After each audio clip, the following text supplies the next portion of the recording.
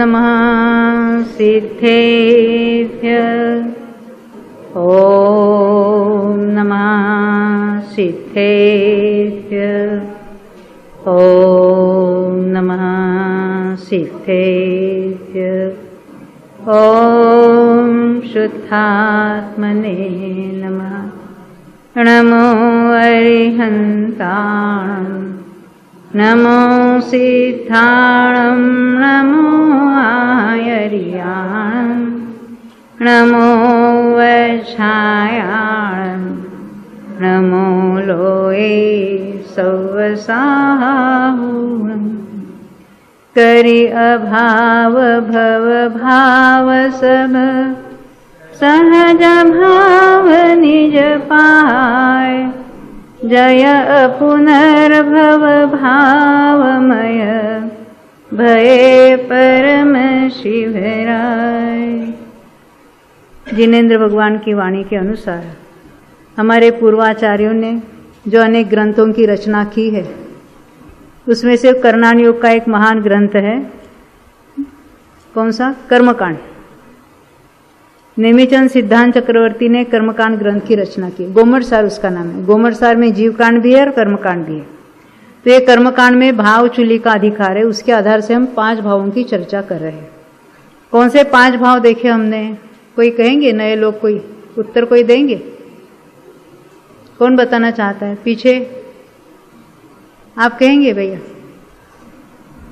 हाँ, औपशमिक, शायिक, औपशमिक भाव, औदैहिक भाव और पारिणामिक भाव। तो हमने अभी औपशमिक भाव संबंधी कुछ चर्चा की जो कुछ नहीं समझ में आई है।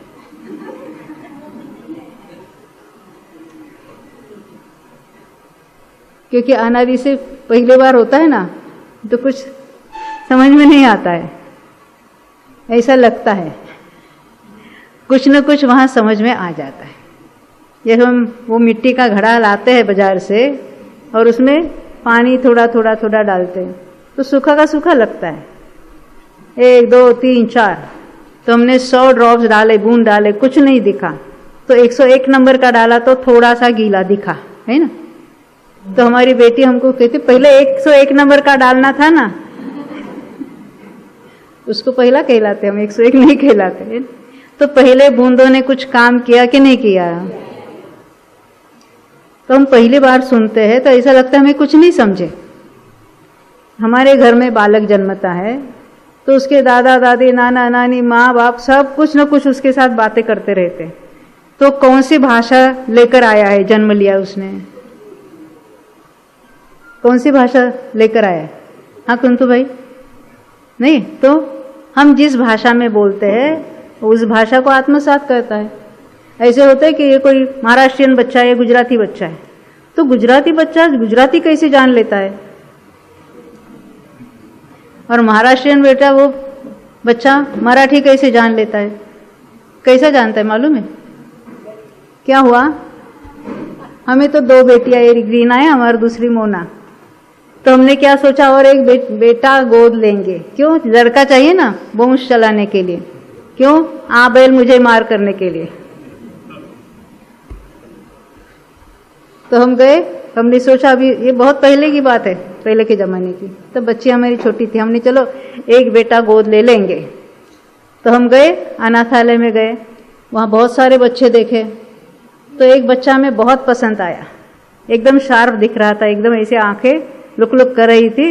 ये बहुत इंटेलिजेंट, बुद्धिमान बेटा दिखता है, बच्चा दिखता है। तो हमने नक्की किया अब इसको गोद लेंगे। तो एक प्रॉब्लम थी। क्या प्रॉब्लम थी? हाँ, वो मद्रासी बच्चा था।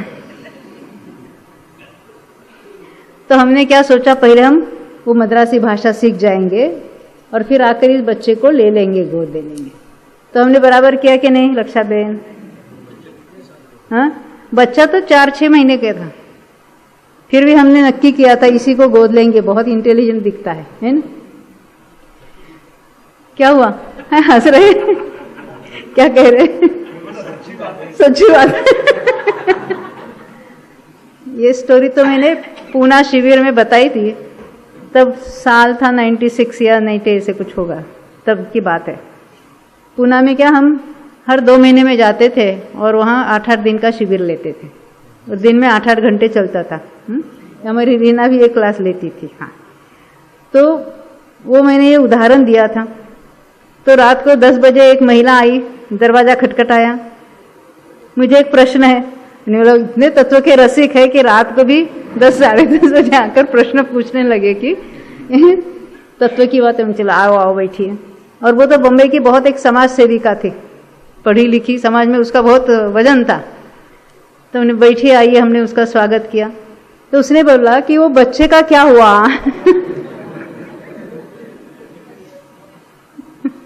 हमने बोला ये ऐसी स्टोरी हम कथा बनाकर आपको बोलते हैं क्योंकि हम समझ जाए। हमारी भी भूल ऐसी हो रही है। अरे जिस भाषा में हम बच्चे के साथ बात करते हैं वो बच्चा 6 महीने में समझने लगता है कि आप क्या कह रहे है ना। उसको तो पहले कुछ भाषा, कोई भी भाषा अवगत नहीं थी, तो उसकी पोजीशन क्या होती होगी। आप करनानी योग के कुछ शब्द सुनते हो और इतना आपको कंफ्यूजन लगता है, वो बच्चे की क्या नौबत आती होगी उसको कि हर एक कुछ ना कुछ बोल रहा है, यानी सब लोग बड़बड़ाते हो गए और उसको कुछ नहीं मालूम। ऐसा होता होगा कि नहीं। फिर भी वो 6 महीने के अंदर सीख जाता है कि वो क्या बोलते हैं, वो समझने लगता है और कुछ काल के बाद स्वयं भी बोलने लगता है। इतना बोलता है कि उसको चुप बिठाना पड़ता है बाद में। शास्त्र की भाषा भी शुरुआत में हमें नई है, हम कुछ नहीं समझते उसमें, तो हमें लगता है कि हम कुछ नहीं समझे। बारंबार सुनेंगे तो उसका भाव भाषण भी होगा, अर्थ भी समझ में आएगा और हम उसमें जानने भी लगेंगे। ये हम जब स्वयं पढ़ते थे ना करनानी योग के ग्रंथ, स्पेशली लब्धि सार क्षपना सार, पढ़ते तो रोज पढ़ते, हम दोनों मिलकर पढ़ते थे, दिन में 8-8 घंटे पढ़ते थे। क्या पढ़ा, दिन के अंत में कुछ नहीं समझा क्या पढ़ा है हमने, फिर भी पढ़ते रहते। ऐसा रोना आता था कि क्या हम पढ़ तो रहे पर कुछ समझ में नहीं आ रहा है।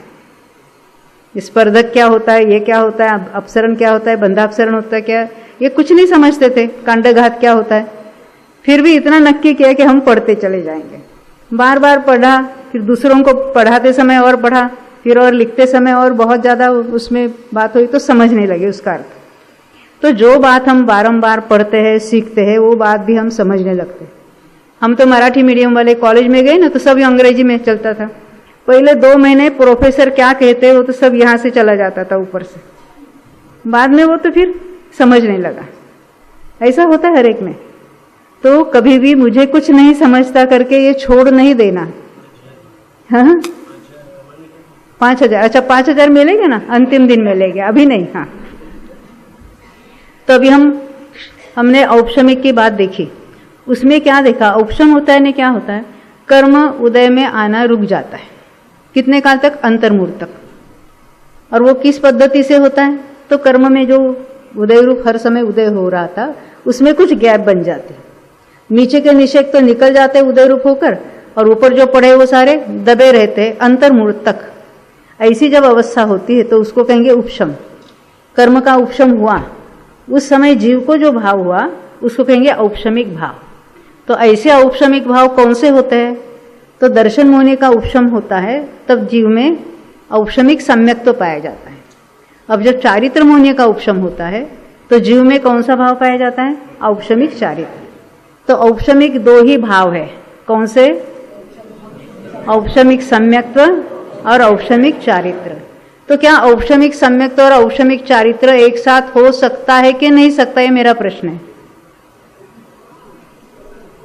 हाँ प्रवीण जी क्या कहते हैं, प्रश्न फिर सुनना।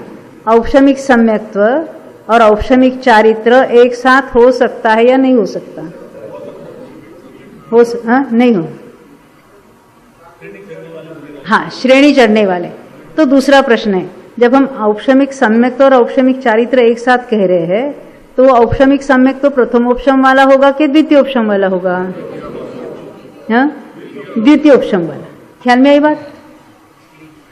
एक किसी ने प्रश्न पूछा कि एक बार प्रथमोपशम होता है और अर्लीस्ट दूसरी बार होता है तो बीच में कितना अंतर जाता है, पल्ले के असंख्यात भाग, जो असंख्यात वर्षों का होता है। अब मेरा आपसे प्रश्न है, किसी को पहली बार प्रथमोपशम हुआ, कालांतर से जब कभी वो छूट गया तो अधिक से अधिक अंतर कितना पड़ेगा उसी जीव को दोबारा प्रथमोपशम होने के लिए? मैक्सिमम अंतर कितना पड़ेगा? सुनना बराबर। एक बार प्रथमोपशम होगा, छूट गया और बीच में उसको प्रथमोपशम हुआ ही नहीं, बहुत लंबा अंतर चला गया, तो कितना बड़ा अंतर होगा? मैक्सिमम। पल्ले का असंख्यात भाग मिनिमम अंतर है। एक जीव के लिए 2 बार प्रथमोपशम होने के लिए बीच में मिनिमम अंतर जाता है, तो पल्ले का असंख्यात भाग। मैक्सिमम अंतर कितना पड़ेगा? आप क्या कहते हैं सुमेश चंद जी? नहीं मालूम, ये सबने उत्तर दे दिया। उनका सुनकर बता रहे कि आपको मालूम है। अर्ध पुद्गल परावर्तन जो अनंत काल है। अब एक पुद्गल परावर्तन क्या है वो हमने 5 परावर्तन के उसमें देखा था, अभी उसकी चर्चा नहीं करेंगे। वो बहुत लंबा काल है, अनंत अनंत काल है। देखो, एक बार जीव को सम्यक्त होता है, कौन सा? पहली बार प्रथमोपशम होगा, उस समय से लेकर उसका मोक्ष निश्चित है। अधिक से अधिक काल अगर संसार में रूलेगा तो अर्धपुद्गल परावर्तन होते होते वो निश्चित रूप से मोक्ष प्राप्त करेगा ही करेगा। उससे अधिक काल वो संसार में घूमेगा नहीं। इतनी बात ख्याल में। तो किसी को प्रथमोपशम होकर छूट भी गया, चारों गति में घूमते रहेगा, कितने ही बार अनंत बार, यानी अनंत काल वो तो निगोद में भी रह सकता है, फिर भी उसको मोक्ष निश्चित है। अधिक से अधिक कितना काल चला जाएगा? अर्धपुद्गल परावर्तन। ऐसा भी हो सकता है ना, अभी उसका अर्धपुद्गल परावर्तन चल रहा है और अर्धपुद्गल परावर्तन समाप्त होने के लिए 10 साल बाकी है और अभी वो जो निगोद में पड़ा है। अब हम बादर निगोद लेते हैं, सूक्ष्म निगोद से निकलकर कोई मोक्ष नहीं जाता, तो बादर निगोद में पड़ा है। कितने साल अभी बाकी उसके मोक्ष के? 10 साल। अब वो निगोद है जीव, वो 10 वर्ष की मनुष्यायु बांधेगा, उसका मोक्ष निश्चित है ना, उसकी पर्याय सुनिश्चित है। अब वो निगोद जीव मनुष्य गति, मनुष्य गत्यानुपूर्वी, औदारिक शरीर, अंगोपांग, वज्रऋषभ, नारासन सब मनुष्यायु बांध के मनुष्य में जन्म लेगा। कितनी आयु बांध के आएगा? 10 साल की आयु बांध के आएगा। अब 8 साल तक तो उसको न संयम होगा न प्रथमोपशम सम्यक्त होगा, लंबे काल से आया है, तो उसको 8 साल के बाद वो संयम और सम्यक तो प्राप्त करेगा और वो नियम से अभी 10 साल की जो आयु मोक्ष होगा ही होगा। हमें लगता है ना अभी उसको कौन मिलेगा? प्रथमोपशम सम्यक तो है, तो उसको ज्ञानी भी चाहिए, देखना भी सुनना चाहिए, ये भी चाहिए वो भी चाहिए, 5 लब्धि तो आवश्यक है, सब कुछ होना है, वो हो जाएगा। जिसकी पर्याय सुनिश्चित है उसके 5 समवाय भी सुनिश्चित है, उसका निमित्त भी सुनिश्चित है, सब कुछ सुनिश्चित है। पर्याय सुनिश्चित है कि नहीं? प्रत्येक द्रव्य की प्रत्येक पर्याय सुनिश्चित है, वो अपने समय पर होगी होगी और होगी ही। वही उसकी काल लब्धि है, वही उसकी होनहार है, वहां वैसा ही पुरुषार्थ होगा, वैसा ही निमित्त भी मिलेगा। इतनी अगर हम गारंटी के साथ उसको निश्चित करते हैं, इसी को कहीं ना वो तत्व विचार में क्या करना है, तत्व निर्णय करना है, नहीं क्या करना है, तब ये सारे कुछ ऐसी बातें होगी ही होगी। ये तो हमने औपशमिक के बारे में बात देखी। अब हम जरा क्षोपशम की बात करते हैं, क्योंकि उपशम कर करके एक थकान आ गई ना बहुत। तो क्षोपशम होता है नहीं, क्या होता है उसको जरा हम कर्म की तरफ से देखेंगे। क्षोपशमिक भाव तो जीव का है, परंतु जब हम क्षोपशम कहते हैं तो कर्म में क्या बातें होती है, कौन से कर्मों में क्षोपशम हो सकता है? कौन से कर्म में क्षोपशम होता है? घाती में होता है कि अघाती में होगा? घाती में। केवल ज्ञानावरण का होगा क्षोपशम? केवल दर्शन का? निद्रा का? मालूम नहीं। हाँ, देखो देखो हम देखते हैं प्रकृतियां जो है ना, अभी हमको केवल यानी मात्र घाती कर्मों की तरफ देखना है। हमने औपशमिक के लिए कहाँ देखा था? मोहनी की ओर देखा था। हमने बीच में एक क्षयिक भाव छोड़े हैं, इसलिए छोड़े हैं कि अभी क्षोपशम जरा थोड़ा कठिन विषय है, इसलिए हम दोपहर में ले रहे हैं। शाम को हम क्षयिक भाव की बात करेंगे। क्षयिक के लिए भी कहाँ देखना है? घाती कर्मों की तरफ ही देखना है। 4 घाती कर्मों के क्षय से क्षयिक भाव घटित हो जाएंगे। नहीं समझे? 4 कर्म कौन से है घाती कर्म? ज्ञानावरण के क्षय से क्षयिक ज्ञान होगा, दर्शनावरण के क्षय से केवल दर्शन, एक क्षयिक हम नाम लेंगे, क्षयिक दर्शन होगा। फिर मोहनीय में दर्शन मोहनी के क्षय से क्षायिक सम्यक्त्व, और चारित्र मोहनी के क्षय से क्षायिक चारित्र, और जो अंतराय के क्षय से क्षायिक दान लाभ भोग उपभोग वीर्य। यानी हमें घाते कर्म मालूम है, तो उसके क्षय से 9 क्षायिक भाव घटित हो जाते हैं। वो कैसे होते क्या होते उसकी चर्चा करेंगे। अब क्षोभक्षम भाव के लिए कहां देखना?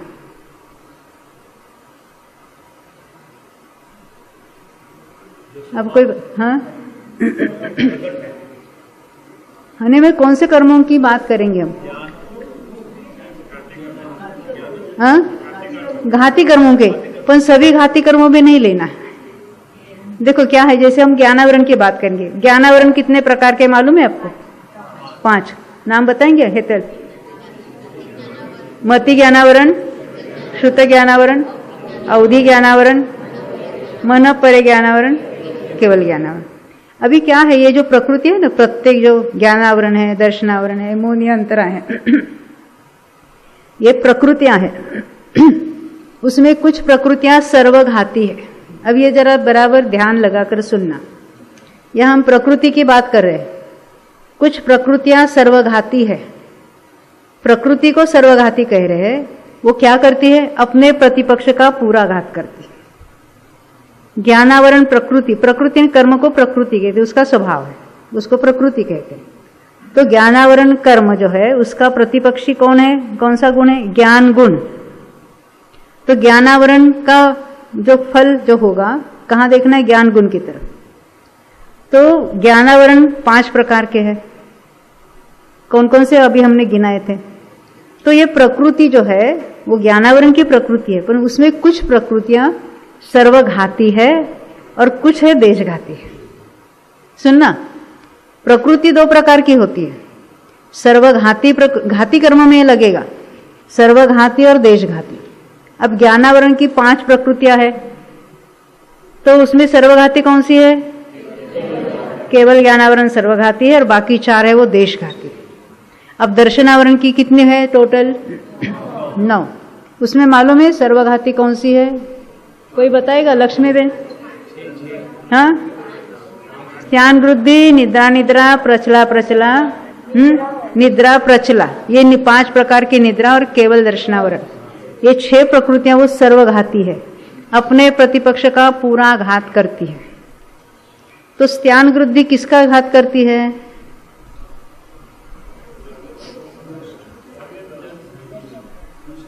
हाँ, किसका घात कर?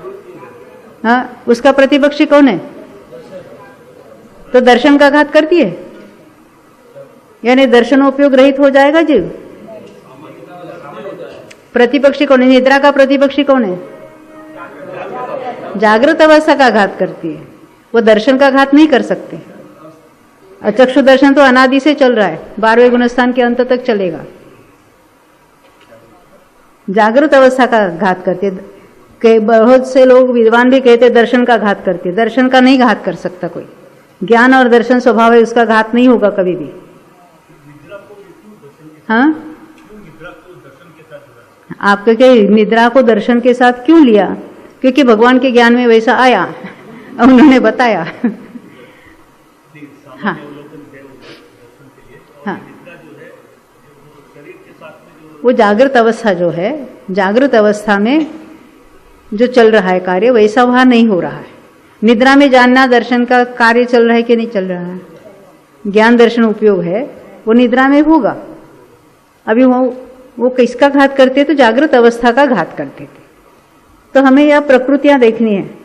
तो दर्शनावरण में देशघाती प्रकृतियां कौन सी है? हाँ? चक्षु दर्शनावरण, अचक्षु दर्शनावरण, अवधि दर्शन, ये समझ में। हमने ज्ञानावरण में 4 देखी थी, देशघाती। दर्शनावरण में 3 देखे। अब मोहनी में देखते हैं। मिथ्या तो कैसी है? सर्वघाती है। अनंतानुबंधी सर्वघाती है। अप्रत्याख्यानावरण सर्वघाती है। प्रत्याख्यानावरण सर्वघाती है। संज्वलन देशघाती, और बाकी 9 कशा है वो देशघाती। हाँ,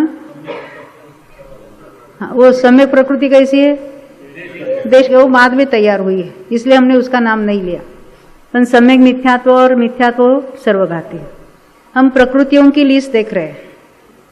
अब उसके बाद हम चर्चा करेंगे अंतराय की। अंतराय के जो 5 है वो पांचों ही कैसी है, तो देशघाती है। तो अभी इसमें से जो हमने इतनी लिस्ट क्यों देखी, तो क्षोभशम भाव के लिए हमको मात्र देशघाती प्रकृति की तरफ देखना है। फिर से हमने एक क्षायिक भाव के लिए पूरे घाती कर्मों को देखा था। क्षोभशम भाव घटित करने के लिए हमें कहाँ देखना है, ये 4 जो घाती कर्म है उसमें से जो देशघाती है प्रकृतियां, वो देशघाती प्रकृतियों की तरफ देखना है। तो मेरा एक सवाल है, साता वेदनीय देशघाती है कि सर्वघाती है?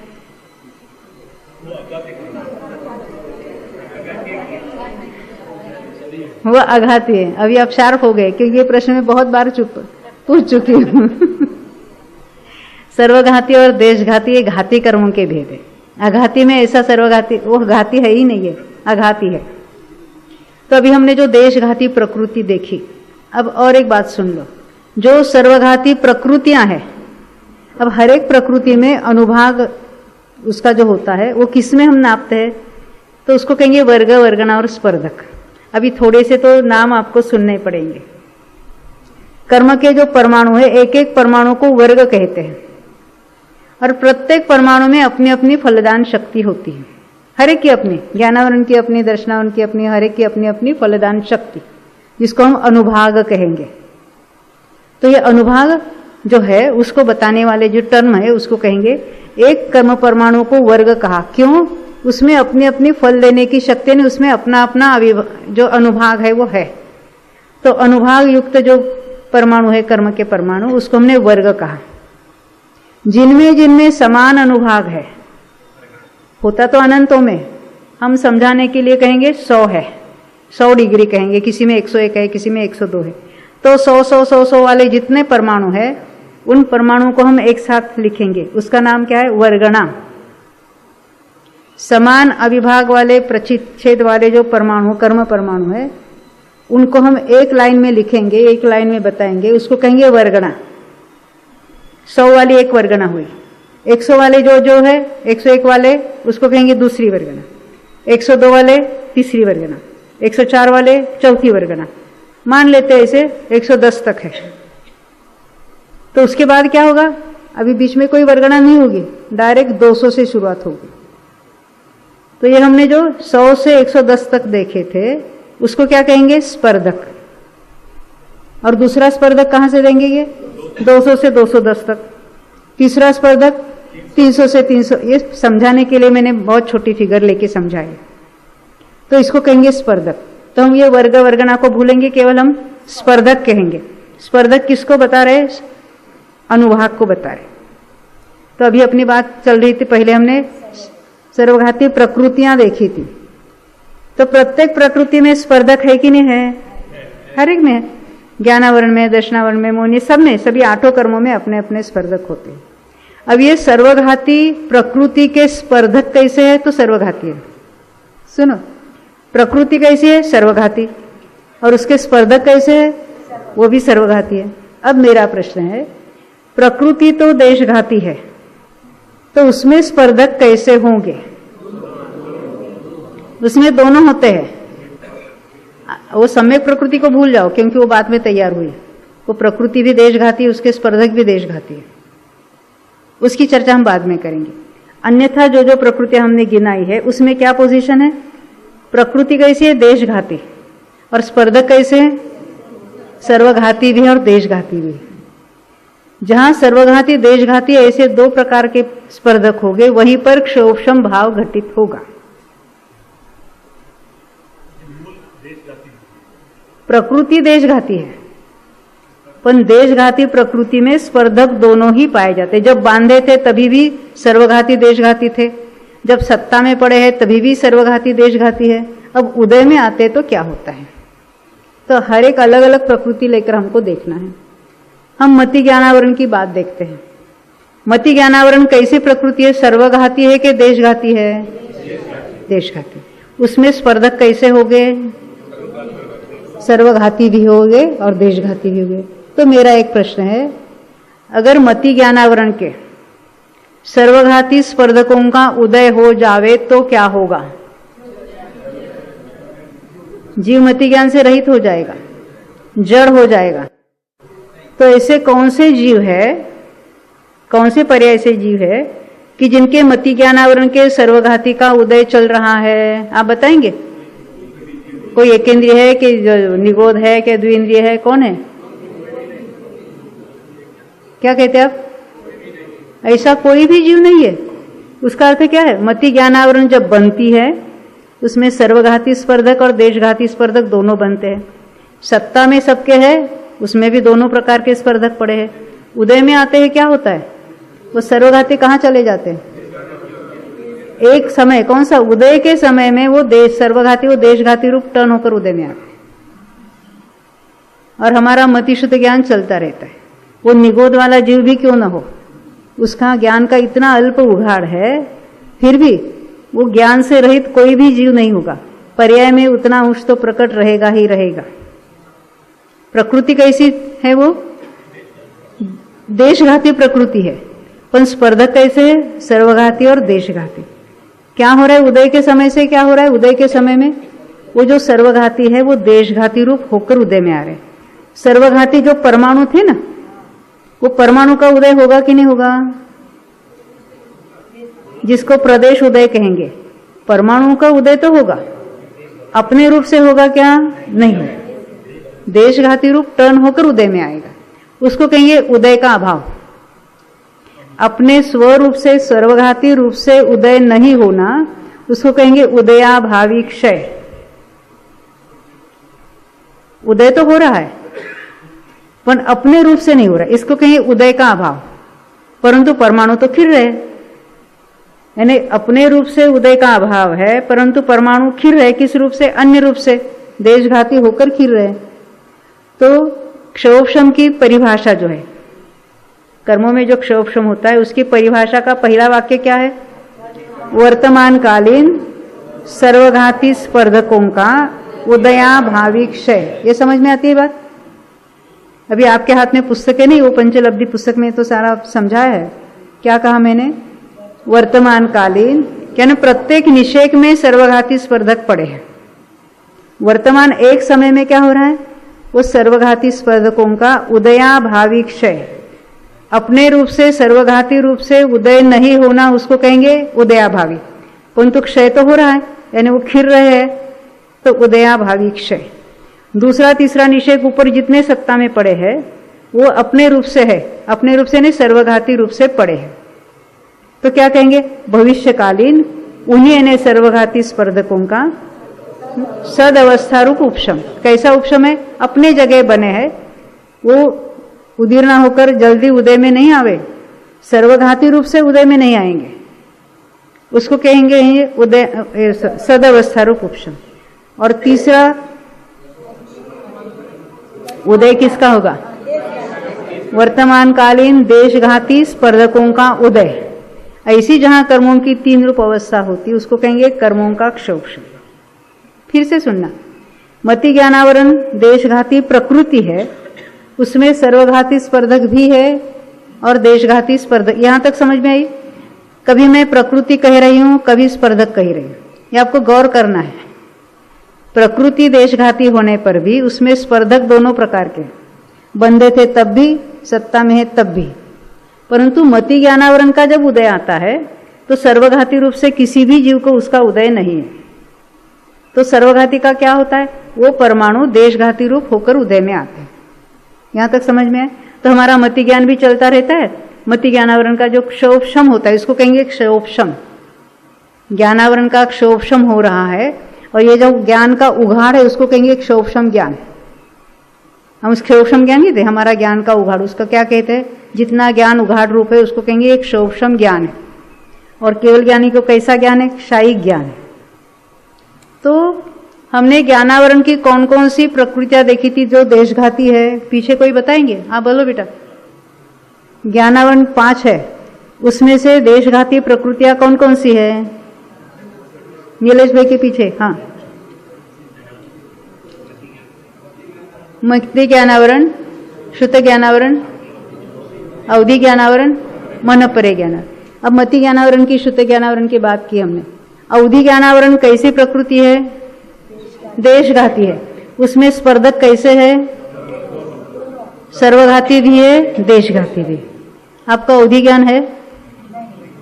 हाँ, नहीं है? अच्छा है, नहीं तो लड़ने लग जाएगी। हाँ? देखो, अवधि ज्ञानावरण देशघाती प्रकृति है। हमें आपको उसका उदय है कि नहीं है? उदय नहीं है। अरे पांचवें ज्ञानावरण का उदय चल रहा है हमारा, पर मति ज्ञानावरण हमने अभी क्षोभशम कैसे देखा। तो अवधि ज्ञान जिसके प्रकट नहीं है, तो उसमें जो दोनों प्रकार के स्पर्धक है, तो उनमें क्या होता होगा? उदय कैसे, किस रूप से हो रहा है? सर्वघाती। जिसको अवधि ज्ञान प्रकट नहीं है, मुझे अवधि ज्ञान नहीं है, तो अभी अवधि ज्ञानावरण के सर्वघाती, देशघाती का तो उदय है, पर उसके सामने सर्वघाती भी है ना। सब सर्वघाती का ही वहां जो कुछ जो फल मिलना है, सर्वघाती ने पूरा घात कर दिया, तो सर्वघाती का उदय हो रहा है, यानी अवधि ज्ञान प्रकट नहीं है। फिर से सुनना, अवधि ज्ञानावरण देशघाती प्रकृति है, उसमें सर्वघाती स्पर्धक भी है, देशघाती भी स्पर्धक है। अब हमारा अवधि ज्ञान प्रकट नहीं है, तो कैसा उदय चल रहा है? सर्वघाती स्पर्धकों का उदय चल रहा है। अभी मन परिज्ञान हमें आपको है कि नहीं है? अरे हो ही नहीं सकता, वो तो मुनियों के होता है। तो मन परिज्ञान प्रकट नहीं है, तो उनके कैसा उदय चल रहा है? सर्वघाती स्पर्धकों का उदय। प्रकृति देशघाती होने पर भी जहां सर्वघाती स्पर्धकों का उदय होता है, वहां वो प्रकट ही नहीं है। उसको क्या कहेंगे? सर्वघाती का उदय है, अपना प्रतिपक्ष का पूरा घात हो रहा है। ख्याल में आई ना? उसको कौन सा ज्ञान कहेंगे वो हम बाद में देखेंगे। अभी हम क्षारोपशमिक भाव घटित कर रहे हैं, तो हमने अभी हमको आसान हो गया। क्षारोपशमिक भाव 18 हमको याद नहीं करने हैं, रटने नहीं है कौन से। हमें तो कर्म मालूम है, 4 घाती कर्मों की ओर देखना है, और 4 घाती कर्मों में हमको देखना है कौन कौन से में कौन कौन सी देशघाती प्रकृतियां हैं। अब हम ज्ञानावरण की तरफ देखते हैं। तो ज्ञानावरण की प्रकृतियां देशघाती कौन कौन सी है? 4 हमने देखी थी। तो मिथ्या दृष्टि को ज्ञान है कि नहीं है? तो कौन से ज्ञान होगे उसको? मिथ्या दृष्टि को कौन से ज्ञान होगे? मति ज्ञान होगा कि नहीं होगा? शुद्ध ज्ञान, अवधि ज्ञान और मनपरे ज्ञान नहीं होगा। तो मिथ्या दृष्टि के जो मति ज्ञान को क्या कहेंगे? कुमति ज्ञान या मति अज्ञान भी कहते हैं। कुश्रुत ज्ञान या शुद्ध अज्ञान भी कहेंगे। और मिथ्या दृष्टि के अवधि ज्ञान को कुअवधि ज्ञान या दूसरा नाम है विभंग ज्ञान। तो मिथ्या दृष्टि के ये जो 3 ज्ञान है ना, कौन से? मिथ्या दृष्टि का मति ज्ञान, शुद्ध ज्ञान और अवधि ज्ञान यानी कुअवधि ज्ञान। इसको कैसा कहेंगे? वो क्षारोपशमिक है कि नहीं है? फिर से क्षारोपशमिक है ना? तो मिथ्या दृष्टि को ये 3 क्षारोपशमिक भाव है कि नहीं? 3 क्षारोपशमिक ज्ञान है। ये कैसे क्षारोपशमिक ज्ञान है? उसको अज्ञान कहेंगे। अज्ञान क्यों? ये मिथ्या ज्ञान है, इसलिए उसको अज्ञान कहेंगे। फिर से, जहां क्षारोपशमिक भाव देखते हैं तो हमें ज्ञानावरण, दर्शनावरण, मौनी अंतराय की तरफ देखना है। तो ज्ञानावरण के क्षोभशम से कौन कौन से क्षारोपशमिक भाव हो गए? तो 3 अज्ञान, यानी मिथ्या दृष्टि है या सासाधन वाला है, उनमें कहेंगे 3 अज्ञान होते। अब जो सम्यक दृष्टि है उसको क्या होगा? हम सामान्य से सम्यक दृष्टि कह रहे हैं, तो सम्यक दृष्टि को मति ज्ञान होगा, शुद्ध ज्ञान होगा और अवधि ज्ञान होगा। किसी किसी को मनपरे ज्ञान भी मुनियों को होगा। तो ये 4 सुज्ञान हो गए, सम्यक ज्ञान। पहले क्या हमने 3 देखे थे, उसको क्या कहा? अज्ञान। कौन सा अज्ञान? क्षारोपशमिक अज्ञान। फिर से क्षारोपशमिक अज्ञान यानी मिथ्या ज्ञान, वो भी क्षारोपशम भाव है। और 4 ज्ञान यानी क्षारोपशमिक ज्ञान। क्षारोपशमिक ज्ञान यानी सम्यक ज्ञान।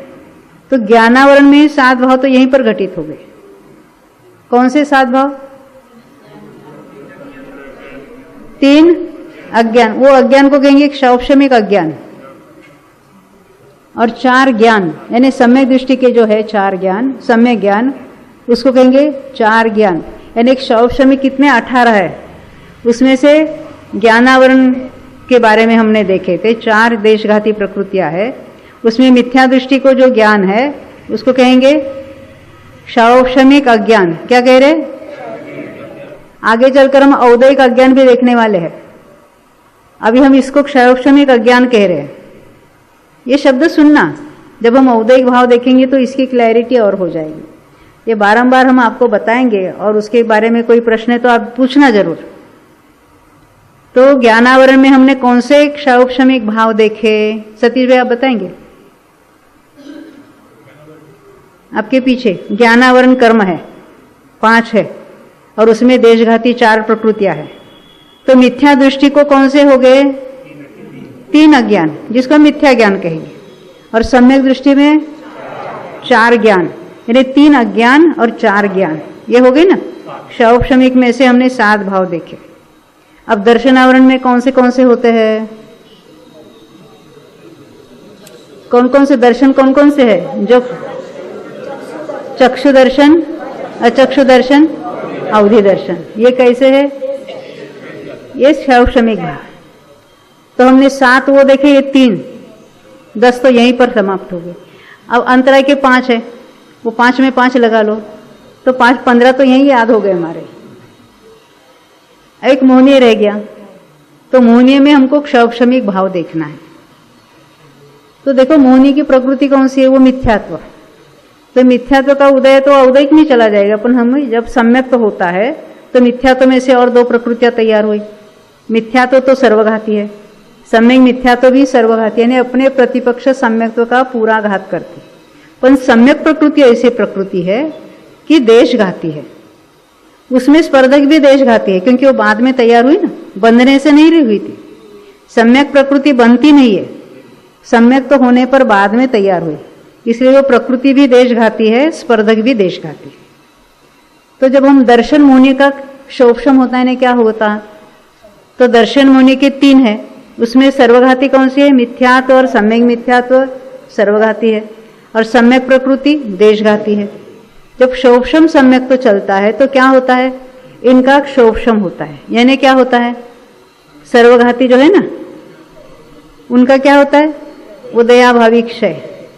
यानी जब उदय के सन्मुख है, तीनों प्रकृतियां है वहां पर, जब उदय में आती है मिथ्यात्व और सम्यक मिथ्यात्व एक समय में सम्यक प्रकृति रूप टर्न होकर उदय में आते, तो मिथ्यात्व और सम्यक मिथ्यात्व का उदयाभावी क्षय। और सत्ता में तो पड़ी है, तो भविष्यकालीन मिथ्यात्व और सम्यक मिथ्यात्व का सदवस्था रूप उपशम। और उदय किसका होता है? सम्यक प्रकृति का उदय, इसको कहेंगे क्षौक्षम सम्यक। फिर से देखो, किसी जीव को प्रथमोपशम हुआ तो उसके मिथ्यात्व में से 3 टुकड़े तैयार होते हैं। वो प्रथमोपशम में से वो फिर वेदक सम्यक्त्व भी प्राप्त कर सकता है। तो वेदक यानी क्षौक्षम सम्यक्त्व। वेदक यानी किसी का वेदन कर रहा है, जिसका उदय होता है उसका वेदक कहते हैं। फिर से, जिसका उदय है उसका जीव वेदक है, ऐसे कहने की पद्धति है। तो वेदक सम्यक्त्व कहो या क्षौक्षम सम्यक्त्व कहो, किसका उदय है? दर्शन मुनि के किसका उदय है? सम्यक प्रकृति का उदय है, तो उसका वेदक ऐसा कहते, उसको कहेंगे वेदक सम्यक्त्व। वेदक सम्यक्त्व कहो या क्षौक्षम सम्यक्त्व कहो, एक ही बात है, 2 नाम है अलग अलग। तो सम्यक प्रकृति का उदय है। सम्यक प्रकृति कैसी प्रकृति है? देशघाती है, उसका उदय भी होता रहे और सम्यक्त्व भी बना रहे, ये होता है। तो वहां पर क्या हो रहा है? कैसा क्षौक्षम हो रहा है? मिथ्यात्व और सम्यक मिथ्यात्व ये सर्वघाती प्रकृतियां है, तो उसका उदयाभावी क्षय है। उदयाभावी क्षय ने क्या होता है? 3 जो है वहां पर सत्ता में पड़ी अंत कोड़ा कोड़ी सागर प्रमाण, एक समय में उदय में आते आते सम्यक प्रकृति रूप होकर उदय में आती है, और सत्ता में अपने रूप से पड़ी है, उसको कहेंगे सदवस्था रूप उपशम। और उदय किस रूप से हो रहा है? सम्यक प्रकृति का उदय चल रहा है, तो उसको हम कहेंगे क्षौक्षम सम्यक्त्व या वेदक सम्यक्त्व। ये ख्याल में आई बात? हम यहाँ क्षौक्षम भाव को देख रहे हैं। तो मोहनीय कर्म में एक तो होता है क्षौक्षम सम्यक्त्व, दूसरा और कौन सा क्षौक्षम भाव है वहां पर? हाँ? एक संयम असंयम कहते, संयम भी है असंयम भी है, उसको भी क्षोभशम कहते, उसके डिटेल में अभी हम नहीं जाएंगे। और तीसरा कौन सा है? सराग चारित्र जिसको कहेंगे, वहां पर भी क्षोभशम भाव है। कैसा घटित करेंगे? मुनिराज है छठे सातवें गुण स्थान वाले। कौन सी प्रकृति का उदय है? मोहिनी की कौन सी प्रकृति का उदय चल रहा है? संज्वलन।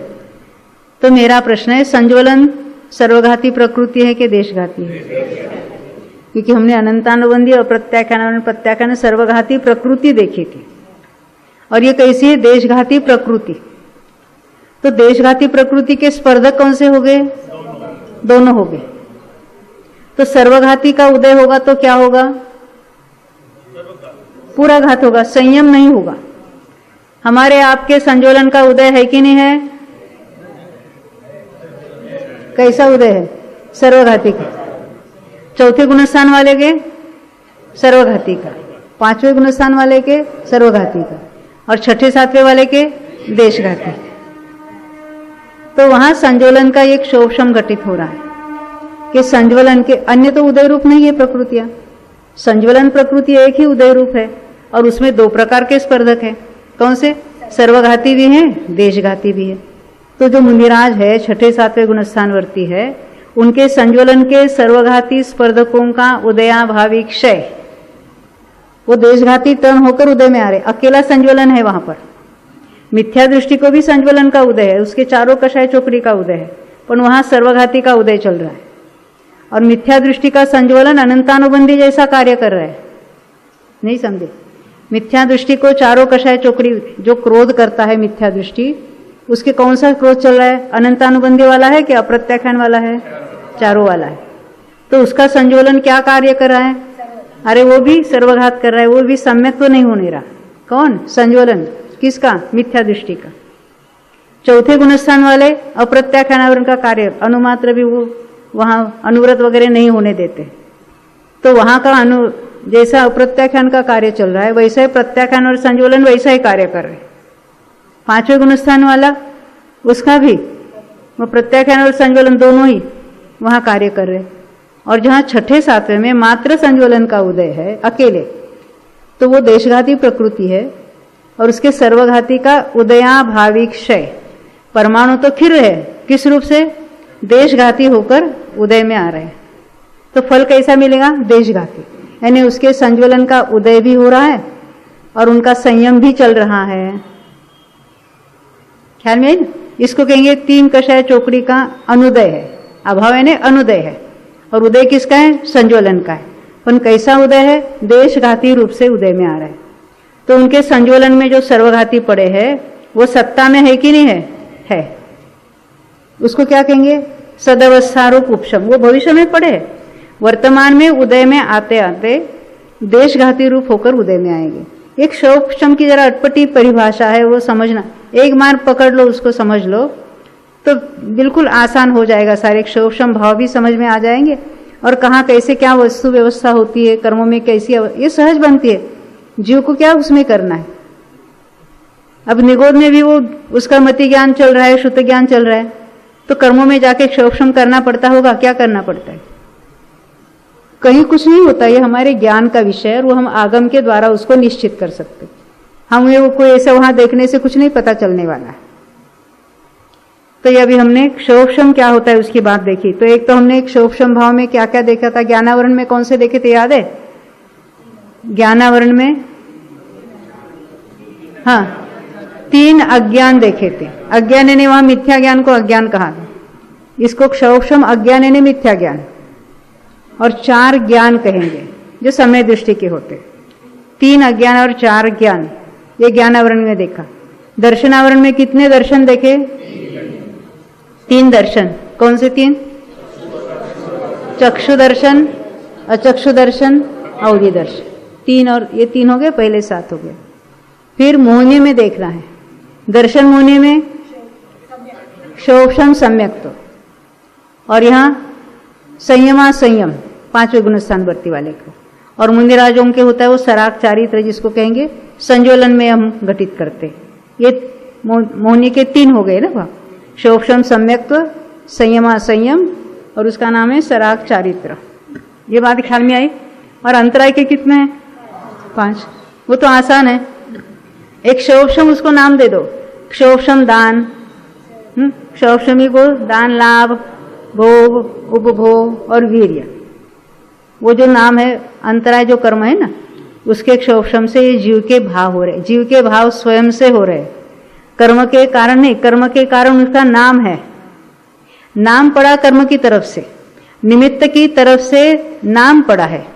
भले नाम उसका हम क्षोभशम कहेंगे, क्षोभशमिक भाव कहेंगे, वो जीव का भाव अपने कारण अपने में अपने से होता है। कर्म के क्षोभशम के कारण यहां ज्ञान का उघाड़ नहीं हुआ है। जीव की जो प्रत्येक पर्याय है वो स्वयं से प्रकट होती, स्वभाव रूप हो या विभाव रूप हो। हम कहेंगे कर्म का उदय है तो निमित्त रूप से कहेंगे यहाँ इतना कर्म का क्षोभशम चल रहा है, कर्म का उदय चल रहा है, कर्म का उपशम चल रहा है, या जीव ने उपशम किया, ऐसा कर्णानि योग में कहेंगे भी। फिर भी हमें क्या समझना है, जहाँ दो द्रव्यों का मिलकर कथन होता है वो कैसा कथन है? उपचार कथन है, जिसको व्यवहार कहते हैं। ऐसे कथन जिनवानी में जगह जगह पर आएंगे, पर ये समझना हमारी ड्यूटी है। मोक्ष मार्ग प्रकाशक में तो कितना बताया है, जहाँ दो द्रव्यों का मिलकर कथन है तो वहाँ वो व्यवहार नहीं का कथन है, वो उपचार कथन है।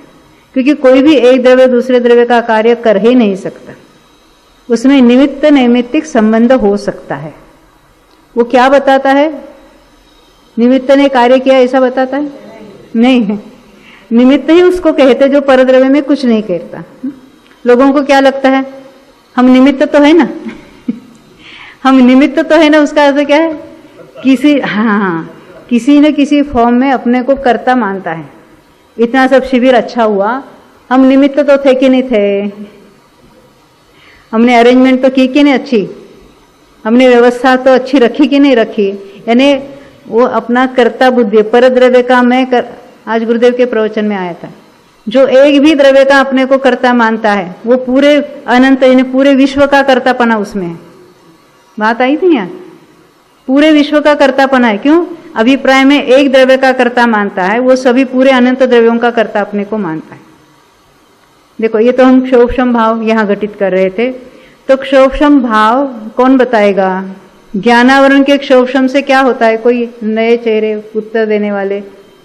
अंकुर जी आप बताएंगे, ज्ञानावरण के क्षोभशम में कौन से क्षोभशमिक भाव आपको मालूम है? हाँ, उसको 4 ज्ञान कहेंगे। हाँ, और हाँ, मिथ्या दृष्टि के 3 अज्ञान, उसको कहेंगे क्षोभशमिक अज्ञान। आप दिलीप जी बताएंगे दर्शनावरण के क्षोभशम में कौन से भाव प्रकट होंगे? हाँ, 3 दर्शन। कौन से 3?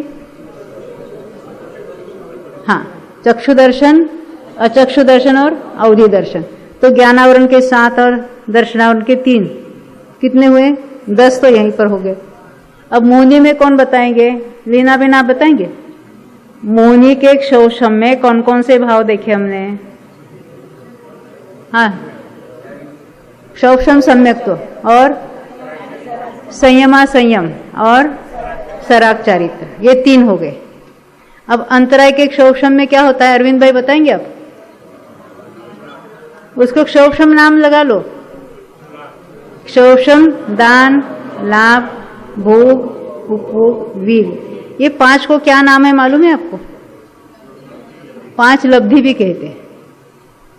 जो क्षोभशम रूप होगी तो उसको कहेंगे क्षौभशमिक लब्धि, 5 क्षौभशम लब्धि। और उनका ही जब क्षय हो जाएगा तो उसको कहेंगे वो क्षायिक लब्धि। नहीं समझे? हम कहिए केवल ज्ञानी को कितने क्षायिक भाव है? आपने वो तो भजन भी ना, नव क्षायिक लब्धि रमा रमंत, अरिहंत भगवान को 9 क्षायिक लब्धि होती है। तो कोई बताएंगे ये 9 क्षायिक लब्धि कौन सी है? बोलो सुमेचंद जी। अब क्षायिक शब्द लगाना है, हमने अनंत नहीं पूछा, हमने क्षायिक पूछा है। हाँ, क्षायिक ज्ञान है ना, अनंत ज्ञान है ना, केवल ज्ञान। फिर क्षायिक दर्शन, बोलो आगे। हाँ, क्षायिक वीर्य, अकेले वीर्य को क्यों याद किया? हाँ,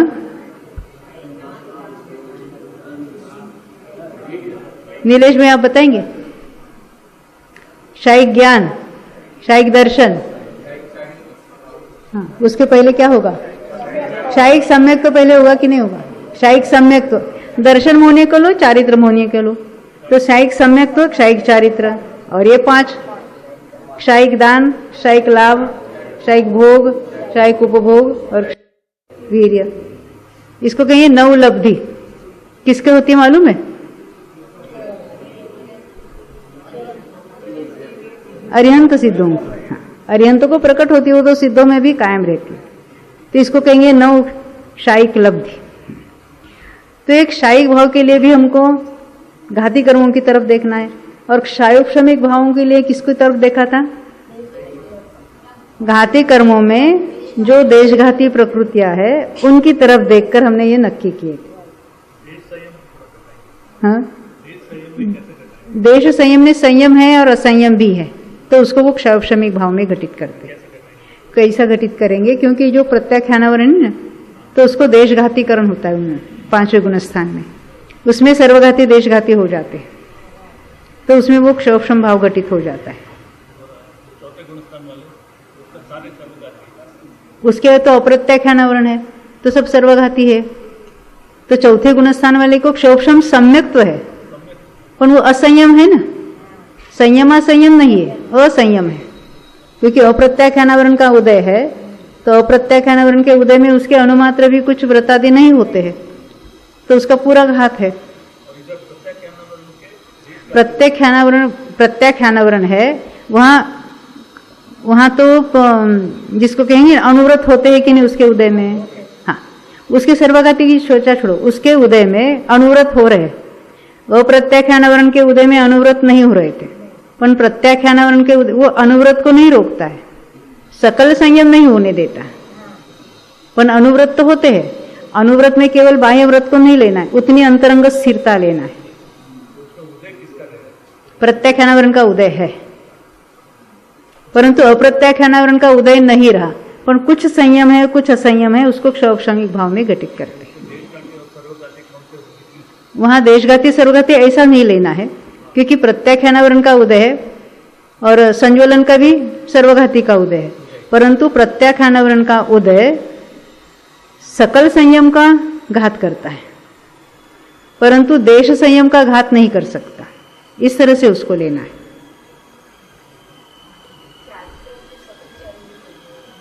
चारित्र में हाँ, सकल चारित्र 6ठे 7वें गुणस्थानवर्ती जीवों के होता है, उसी को कहेंगे सकल चारित्र कहेंगे, और उसको सकल संयम कहेंगे। बात एक ही है। कोई प्रश्न है अभी इसके बारे में? हम आगे बढ़ते हैं। देखो हमने क्या देखा था, हमने तो बहुत सारे भाव देखे ना। औपशमिक के 2 देखे थे, क्षायिक के कितने देखे? 9। वो तो आसान है ना, 4 घाती कर्मों के नाम मालूम है। ज्ञानावरण के क्षय से क्षायिक ज्ञान दर्शन। देखो क्षय में तो पूरे कर्म सभी के सभी नष्ट होने चाहिए, क्षय होने चाहिए। अकेले वहां एक एक नहीं लेना है। ऐसा नहीं कि केवल ज्ञानावरण का क्षय हो गया और केवल ज्ञान प्रकट होगा, ऐसा होगा कि नहीं होगा? अकेले केवल ज्ञानावरण के क्षय से केवल ज्ञान होगा कि नहीं होगा? 5 ही ज्ञानावरण के क्षय से। तो मेरा यह प्रश्न है, एक क्षायिक ज्ञान जो है कौन से गुणस्थान में प्रकट हुआ? हाँ, 13वें में। उसके पहले क्या था? क्षौपशमिक ज्ञान था। 13वें के पहले समय में क्या होगा? क्षायिक ज्ञान हुआ। यानी वो क्षय कब होगा? 12वें के अंत में सभी ज्ञानावरण का क्षय हो जाएगा। केवल दर्शन यानी क्षायिक दर्शन कब प्रकट हुआ? 13वें के पहले समय में। 12वें के अंतिम समय तक वहां दर्शनावरण का उदय था, है ना, तो वहीं पर उसका क्षय हो गया। अब क्षायिक सम्यक तो कौन से गुणस्थान में प्रकट होता है? अर्लीस्ट 4थे में, किसी को 5वें में होता है, किसी में 6ठे में होता है, किसी में 7वें में होता है। तो एक क्षायिक सम्यक का जिसको कहें बिगिनिंग 6ठे में होता है, 6ठे में भी होता है, 7वें में भी होता है। हाँ, हमें लगता है 6ठे में कैसा होगा, वहां तो शुद्धोपयोग नहीं, यहाँ पर भी उसकी वैसी विशुद्धि होती है और वैसा वहाँ कार्य भी शुरू हो जाता है। ये तो लब्धिसार का वचन है। हम कैसे होता है कि हमको प्रश्न पड़ता है वहाँ कैसे होगा, है ना, क्योंकि द्रव्यान योग में तो स्थूल चर्चा होती है और करणान योग में सूक्ष्म चर्चा होती है। 3 करण परिणाम वहाँ पर भी होते हैं, वह करण परिणामों की मुख्यता होती है। छठे में भी क्षायिक की बिगिनिंग हो सकती है, तो चौथे में हो सकती है, किसी को 5वें में, किसी को छठे में, किसी को 7वें में, बिगिनिंग की बात है। फिर क्षायिक सम्यक तो कौन से गुणस्थान तक रहता है, यदि 14वें तक रहेगा और सिद्धों में भी कायम रहेगा। तो ये हमने देखा था क्षायिक ज्ञान कहाँ हुआ, क्षायिक दर्शन कहाँ, क्षायिक सम्यक तो चौथे से। क्षायिक चारित्र कहाँ होगा,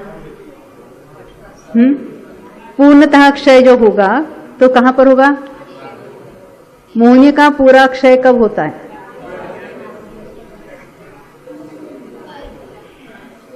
चार घाती का क्षय करके जीव अर्यंत होता है, परंतु मोहिनी का क्षय कब किया, 12वें में नहीं, 10वें के अंत में। 10वें के अंत तक सूक्ष्म लोक का उदय है, वहीं पर पूरा क्षय हो जाता है।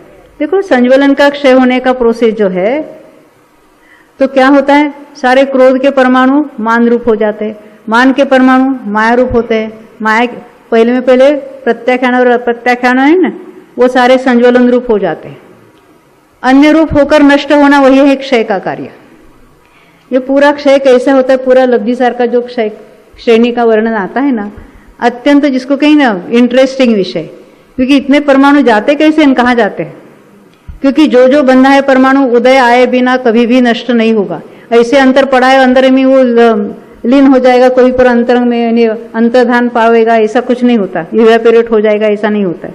प्रत्येक परमाणु उदय में आकर ही खिरेगा। तो प्रत्याख्यान और प्रत्याख्यान का क्या होगा, संज्वलन रूप हो जाएंगे।